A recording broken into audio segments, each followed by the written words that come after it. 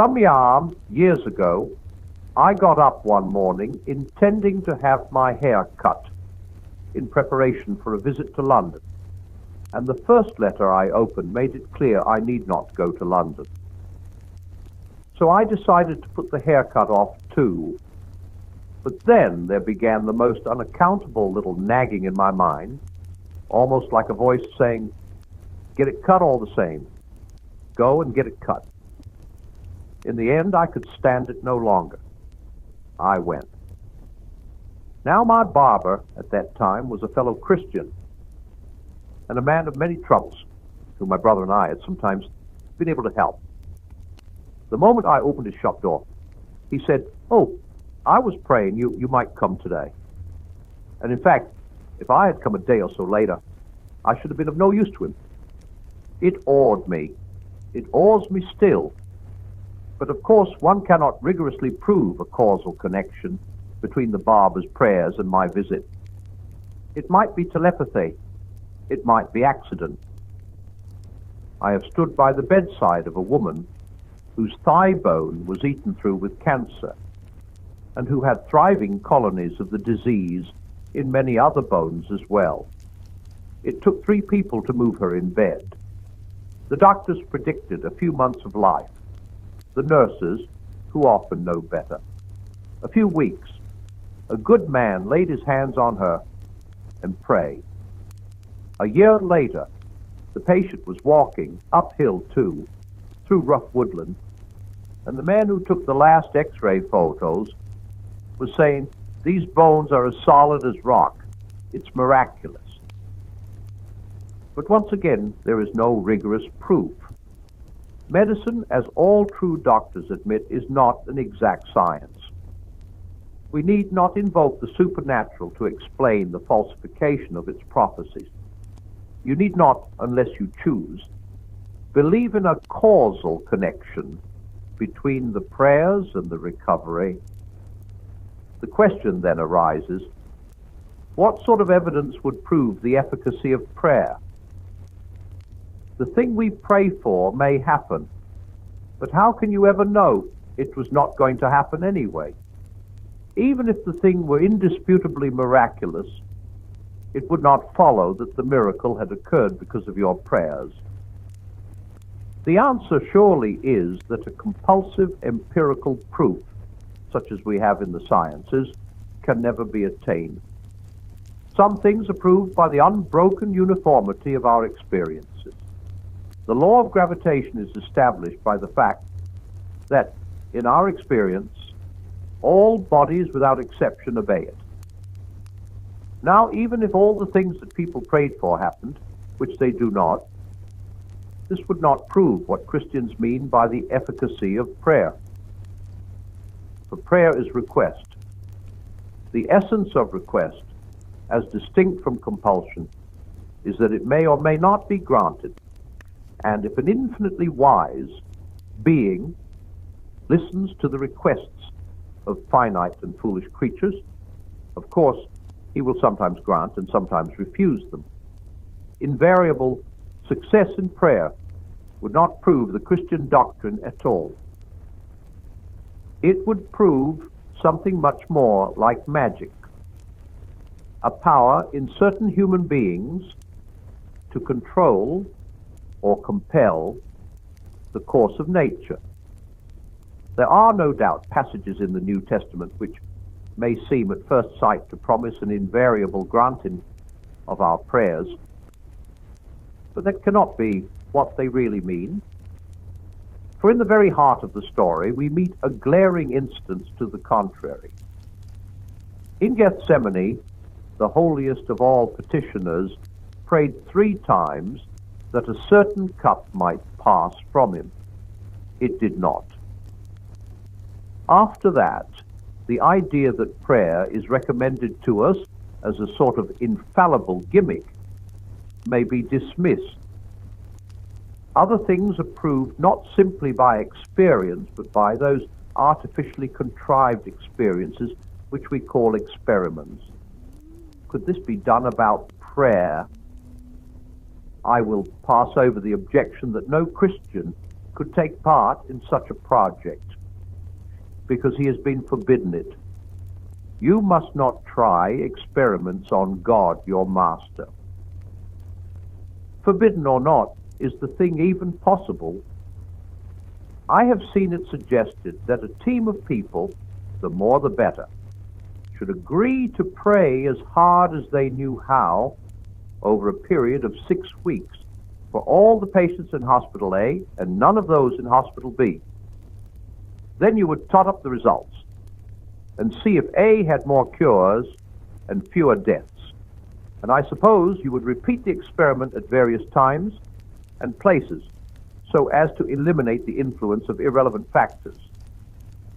The trouble is that I do not see how any real prayer could go on under such conditions. Words without thoughts never to heaven go, says the king in Hamlet. Simply to say prayers is not to pray. Otherwise, a team of properly trained parrots would serve as well as men for our experiment. You cannot pray for the recovery of the sick unless the end you have in view is their recovery. But you can have no motive for desiring the recovery of all the patients in one hospital and none of those in another. You are not doing it in order that suffering should be relieved.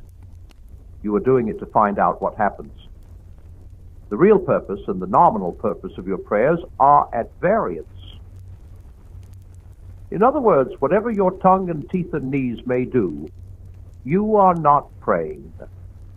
The experiment demands an impossibility. Empirical proof and disproof are then unobtainable. But this conclusion will seem less depressing if we remember that prayer is request and compare it with other specimens of the same thing. We make requests of our fellow creatures as well as of God. We ask for the salt. We ask for a raise in pay. We ask a friend to feed the cat. While we are on our holidays, we ask a woman to marry us. Sometimes we get what we ask for, and sometimes not. But when we do, it is not nearly so easy as one might suppose to prove with scientific certainty a causal connection between the asking and the getting. Your neighbor may be a humane person who would not have let your cat starve even if you had forgotten to make any arrangement.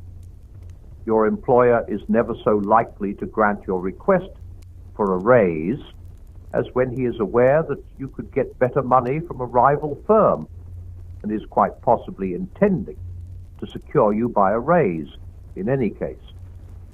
As for the lady who consents to marry you, are you sure she had not decided to do so already? Your proper self, might have been the result, not the cause, of her decision. A certain important conversation might never have taken place unless she had intended that it should. Thus, in some measure, the same doubt that hangs about the causal efficacy of our prayers to God hangs also about our prayers to man. Whatever we get, we might have been going to get anyway.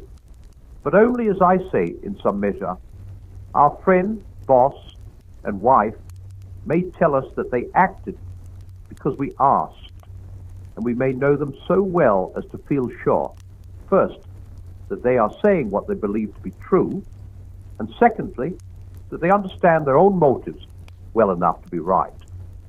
But notice that when this happens, our assurance has not been gained by the methods of science. We do not try the control experiment of refusing the raise or breaking off the engagement and then making our request again under fresh conditions.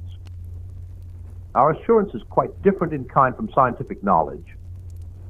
It is born out of our personal relation to the other parties, not from knowing things about them, but from knowing them. Our assurance, if we reach an assurance, that God always hears and sometimes grants our prayers, and that apparent grantings are not merely fortuitous, can only come in the same sort of way. There can be no question tabulating successes and failures, and trying to decide whether the successes are too numerous to be accounted for by chance. Those who best know a man best know whether when he did what they asked, he did it because they asked. I think those who best know God will best know whether he sent me to the barber's shop because the barber prayed. For up till now we have been tackling the whole question in the wrong way and on the wrong level. The very question, does prayer work, puts us in the wrong frame of mind from the outset. Work, as if it were magic or a machine, something that functions automatically. Prayer is either a sheer illusion or a personal contact between embryonic, incomplete persons, ourselves, and the utterly concrete person. Prayer, in the sense of petition, asking for things, is a small part of it. Confession and penitence are its threshold. Adoration its sanctuary. The presence and vision and enjoyment of God its bread and wine. In it, God shows himself to us. That he answers prayers is a corollary, not necessarily the most important one.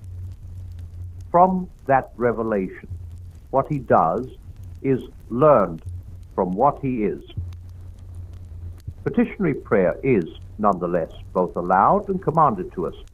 Give us our daily bread, and no doubt it raises a theoretical problem. Can we believe that God ever really modifies his action in response to the suggestions of men? For infinite wisdom does not need telling what is best, and infinite goodness needs no urging to do it. But neither does God need any of those things that are done by finite agents, whether living or inanimate. He could, if he chose, repair our bodies miraculously without food, or give us food without the aid of farmers, bakers, and butchers, or knowledge without the aid of learned men, or convert the heathen without missionaries. Instead, he allows soils and weather and animals and the muscles, minds, and wills of men to cooperate in the execution of his will. God, said Pascal, instituted prayer in order to lend to his creatures the dignity of causality. But not only prayer. Whenever we act at all, he lends us that dignity. It is not really stranger, nor less strange, that my prayers should affect the course of events than that my other actions should do so. They have not advised or changed God's mind, that is, his overall purpose. But that purpose will be realized in different ways, according to the actions, including the prayers, of his creatures. For he seemed to do nothing of himself which he can possibly delegate to his creatures. He commands us to do slowly and blunderingly what he could do perfectly and in the twinkling of an eye. He allows us to neglect what he would have us do, or to fail. Perhaps we do not fully realize the problem, so to call it, of enabling finite free wills to coexist with omnipotence. It seems to involve at every moment almost a sort of divine abdication. We are not mere recipients or spectators. We are either privileged to share in the game or compelled to collaborate in the work, to wield our little tridents. Is this amazing process simply creation going on before our eyes? This is how, no light matter, God makes something, indeed makes gods, out of nothing. So at least it seems to me. But what I have offered can be, at the very best, only a mental model or symbol. All that we say on such subjects must be merely analogical and parabolic. The reality is doubtless not comprehensible by our faculties, but we can, at any rate, try to expel bad analogies and bad parables. Prayer is not a machine. It is not magic. It is not advice offered to God. Our act when we pray must not, any more than all our other acts, be separated from the continuous act of God himself, in which alone all finite causes operate. It would be even worse to think of those who get what they pray for as a sort of court favorites, people who have influence with the throne.